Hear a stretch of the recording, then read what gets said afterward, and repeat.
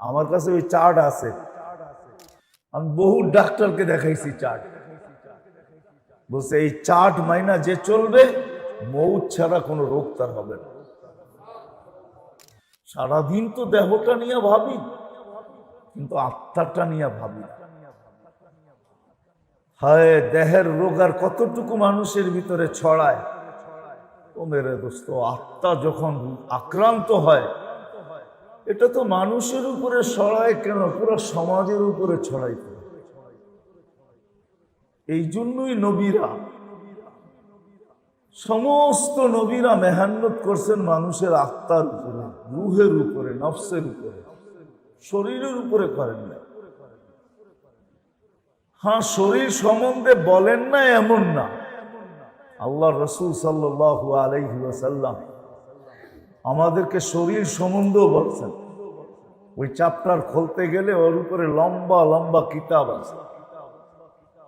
এতটুক পর্যন্ত শিখাইছেন কোন খানার সাথে কোন খানা মিলাবে না, এতটুক পর্যন্ত মুহাম্মদুর রাসূলুল্লাহ সাল্লাল্লাহু আলাইহি ওয়াসাল্লাম শিখাইছেন।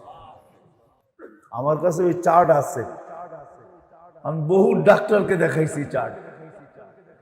বলছে এই চার্ট মাইনা যে চলবে মৌত ছাড়া কোনো রোগ তার হবে না। কাহিনী এটাও সত্য, কিতাব উঠে দেখেন। আল্লাহ রসুলের জামানার পরে, দুনিয়ার থেকে যাওয়ার পরে মদিনায় বিরাট বড় ক্লিনিক হয়েছিল। ইরানের এক বিরাট বড় প্রসিদ্ধ হাকিম, সে বিশাল ক্লিনিক খুলছে মদিনায়, কিন্তু কোনো রোগী পাইতেছিল না। তো মদিনাবাসী ডাইকে জিজ্ঞাসা করছে, তোমাদের রোগ নাই কেন? তা তো বলতে পারবো না। বলছে তোমাদের নবী তোমাদেরকে কি বলছে? বলে হ্যাঁ, কিছু তো আমাদেরকে বলছে। বলছে কি বলছে? বলছে খাওয়ার ব্যাপারে আমাদের নবীজি এতটুকু আমাদেরকে বলছে, খাওয়ার ব্যাপারে লা তাকুল হাত্তা তাজু, যতক্ষণ পর্যন্ত খিদা না লাগবে খাবে না। যতক্ষণ পর্যন্ত খিদা না লাগবে খাবে না। ওয়াইদা আকালতা ফালা তাশবা, যখন খাবে তো পেট ভরা খাবে না। যখন খাবে পেট ভরা খাবে না, বরং পেট ভরে 3 ভাগ করবে। খাওয়ার আগে 1 ভাগ পানি দিয়ে ভরা নিবে, খাওয়ারই আগে আধা ঘন্টা আগে 1 ভাগ পানি দিয়া কি করবে? ভরা নিবে। আর 1 ভাগ খানা দিয়া ভরবে, আর 1 ভাগ খালি রাখবে। আর খাওয়ার মধ্যখানেও পানি খাবে না, এতটুক যতটুক গলা ভিজে। খাওয়ার পরেও আধা ঘন্টা পানি খাবে না। ওই হেকিম বলতেছিল, তাইলে আমার ক্লিনিক এখানে চলবে না। মা তারাক্তালি শাই, আমার ডাক্তারির জন্য তোমাদের নবী কিছু রাইখেই যায় না, কিছু রাইখেই যায় না যে আমি ডাক্তারি করব, কিছু রেখা যায় না। আজকে বলেন আমরা এতটুক কি মানি? হ্যাঁ, এতটুক মানি আমরা কেউ? হ্যাঁ, যে খাওয়ার আগে 1 ভাগ পানি দিয়ে ভরবো, কঠিন খিদা না লাগলে খাবো না। হ্যাঁ, আমরা তো পাইতে থাকি, খাইতে থাকি, চলতে থাকি, মারতে থাকি, ঠিক না? সারাদিনই খাওয়ান, ঠিক না? হ্যাঁ, আল্লাহ রসুল এটা পর্যন্ত শিখাইছেন কোন খানার সাথে কোন খানা মিলাবে না, এটা পর্যন্ত শিখাইছেন। লেখা আছে কিতাবে, দেখেন অনেকে কিতাব লিখছে, তিব্বে নববী অনেকে লিখছে, ডাক্তারি শিখে গেছেন আমাদের, আবার দেখাইও গেছেন। আমাদের রসুল কামেল, মোকাম্মল, আকমাল সবকিছু নিয়ে আসছেন। আত্মারটাও নিয়ে আসছেন, দেহেরটাও নিয়ে আসছেন, দেহেরও দেখাইছেন, আবার আমাদেরকে শিখাইছেনও। শিখাইছেন একটা হলো ওষুধ দ্বারা প্রতিরোধ করা, আর একটা হলো আমল দ্বারা প্রতিরোধ করা, এটাও শিখাইছেন। ওষুধ দিয়েও শিখাইছেন, আবার কি আমল দিয়েও শিখাইছেন। এই জন্য কেউ খুব সুন্দর লেখছেন, যদিও শব্দটা উর্দুতে। इलाज हो सके दवा गिजा से, परहेज करो दवा से। इलाज हो सके গিজা সে, গিজা বুঝেন? খাদ্যদ্রব্য দিয়ে যদি চিকিৎসা সম্ভব হয় তাহলে ওষুধের কাছে কাছেও যেও না। इलाज हो सके গিজা সে, পरहेज करो दवा से। কেন সমস্ত ওষুধই তো এখন কেমিক্যালের, রাসায়নিক দ্বারা তৈরি, ঠিক না? আবার আরেকজনে আরো সুন্দর লিখছেন, আরেকজনে আরো সুন্দর লিখছেন, কেননা সব জিনিসের ভিতরে হাত যাওয়ার সম্ভাবনা আছে। হাত, গিজা বলেন, খাদ্যদ্রব্য বলেন, এটার ভিতরে হাত ঢুকানো সম্ভব আছে। হাত ঢুকানো বুঝেন তো? কি বুঝছেন? হাত ঢুকানো সম্ভব, ঠিক না? কি এখন তো সব হাইব্রিডের তৈরি, ঠিক না? ফরমালিন কত কিছুই তো হাত ঢুকানো তৈরি, ঠিক না? কি বলেন? আপনারা যে দামি দামি জিনিসগুলা খান, ওটার ভিতরে একটা পাউডার ব্যবহার হয় যেন এটা নষ্ট না হয়। কোন পাউডারের মেয়াদ থাকে 6 মাস, কোনটার 1 বছর, কোনটা 2 বছর।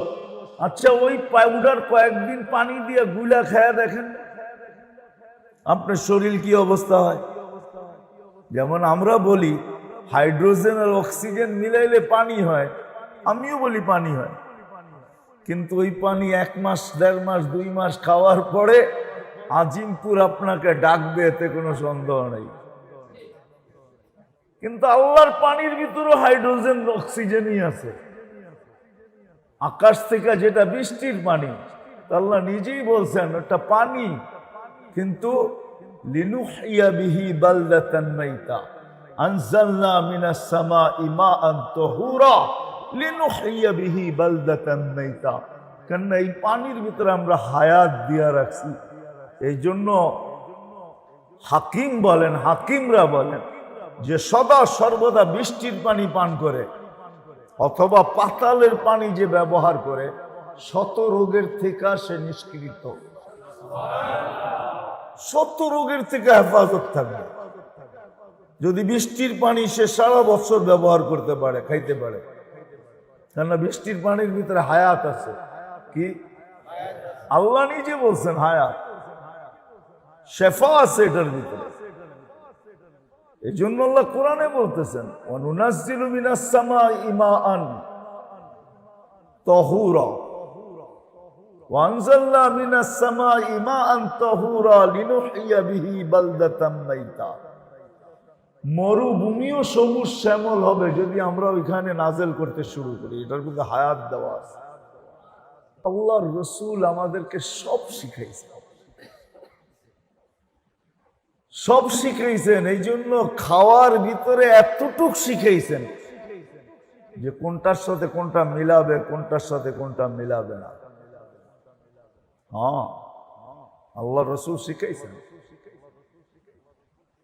কখন গরম খাবে, কখন ঠান্ডা খাবে, এটা পর্যন্ত শিখাইছেন।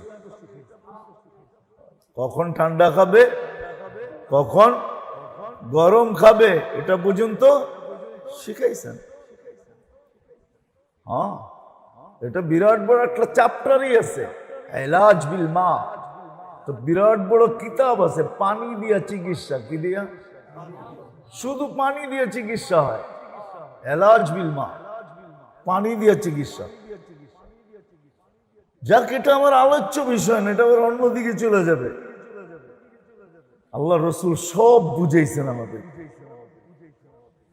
কিন্তু আফসোসের বিষয় যেটা সবচেয়ে বেশি বুঝাইছেন সেটা হলো আমাদের আত্মা, আমাদের রূহ, আমাদের নফস। এটা আক্রান্ত হইলে এটার প্রভাব বহু দূর পর্যন্ত যায়। এটার প্রভাব শুধু শরীর পর্যন্ত সীমাবদ্ধ থাকে না, অনেক সময় ছড়াইতে ছড়াইতে এই আগুন সারা দুনিয়া পর্যন্ত ছড়ায় যায়। এই জন্য সমস্ত নবীরা মানুষের আত্মার উপরে মেহনত করছে। সমস্ত আল্লাহওয়ালাদের নীতি এটাই। যে মানুষের আত্মার উপরে মেহনত করে। মানুষ ঠিক তো সৃষ্টি ঠিক, মানুষ ঠিক তো সমগ্র জগৎ ঠিক। কেন মানুষ জগতের হাট, জগতের বাদশা, জগতের দিল হইল মানুষ, হাট হইল মানুষ, জগতের বাদশা হইল মানুষ। এই জন্য মানুষকে ঠিক করার পিছনে আল্লাহ আল্লাহ রসুলের সবচেয়ে বড় মুখ্য, সবচেয়ে বড় মেহনত, সবচেয়ে বড় উদ্দেশ্য। আর আল্লাহওয়ালারও এটাই করেন, আর কিচ্ছু না। দুনিয়া নিয়ে আমাদের কোনো সে নাই, কসম খোদা। আমাদের সমস্ত কথাই আকাশের উপর মাটির নিচে। দুনিয়া নিয়ে আমরা ভাবতে চাই না। যতক্ষণ দুনিয়া নিয়ে ভাববো, অতক্ষণ যদি আল্লাহর হুকুম মতো ওই জিনিস নিয়ে ভাবি, তাফাক্কারু ফি খালকিল্লাহ ওয়ালা তাফাক্কারু ফিল্লাহ, আল্লাহর সৃষ্টি নিয়ে যদি ভাবি, তো প্রত্যেক মুহূর্তে 60-70 বছরের বন্দেগী মিলবে। এর চেয়ে বড় মিলন আর কি মিলতে পারে? দুনিয়া নিয়ে ভাবার সুযোগ কোথায়? অনেকে ভাবে আমরা দুনিয়া নিয়ে ভাবি না, কসম খোদার না, দুনিয়া নিয়ে ভাবার কোনো সুযোগই আমাদের কাছে নেই। কারো কাছে থাকতে পারে, বিশেষ করে আমার কাছে নেই। আল্লাহ আখেরাত নিয়ে ভাবতে ভাবতেই শেষ। আল্লাহ রসুল বলছে বুড়া বানায় ফেলছে। এই জন্য আমাদেরও উচিত আমাদের আত্মা নিয়ে ভাবা, আত্মার রোগ নিয়ে ভাবা, রুহের রোগ নিয়ে ভাবা। যদি এটা কন্ট্রোলে আসে, তাহলে মেরে দোস্ত সব কিছু কন্ট্রোলে চলে আসবে। আল্লাহ রসুল একটা মডেল দেখায় গেছে, 1.25 লক্ষ মানুষের একটা মডেল, 1.25 লক্ষ মানুষের একটা পুরা, এটাকে মডেলিং টিম বলতে পারেন আপনি। একটা পুরা টিম দেখাইছেন আল্লাহ রসুল, যারা সবাই আত্মশুদ্ধিওয়ালা ছিল, যারা সারাদিন আত্মা নিয়ে ভাবত, আত্মার সাথে সাথে যারা আখেরাত নিয়ে ভাবত। আত্মা আর আখেরাত এই দুইটাই তাদের ভাবনা ছিল।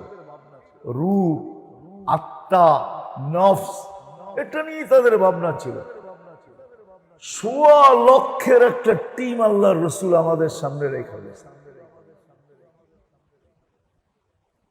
প্রত্যেকে আবার আরেকটা টিম তৈরি করছেন, সাহাবারা তাবেঈদের টিম তৈরি করছেন। এটা কত লক্ষ, এটা গয়না বলতে হবে যে এটা কত লক্ষের টিম ছিল।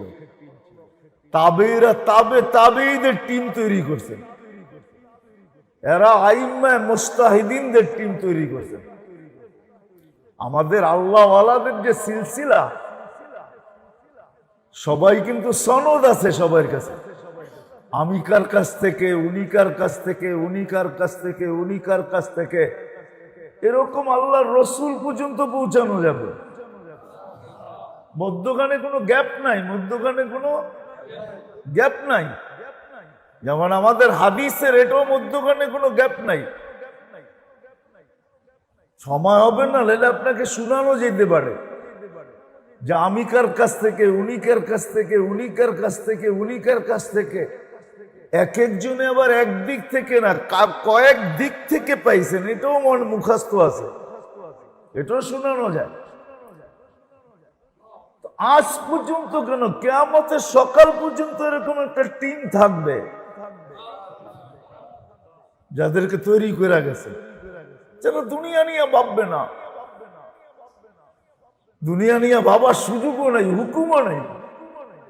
কসম খোদার, আমাদের দুনিয়া নিয়ে ভাবার হুকুম নাই।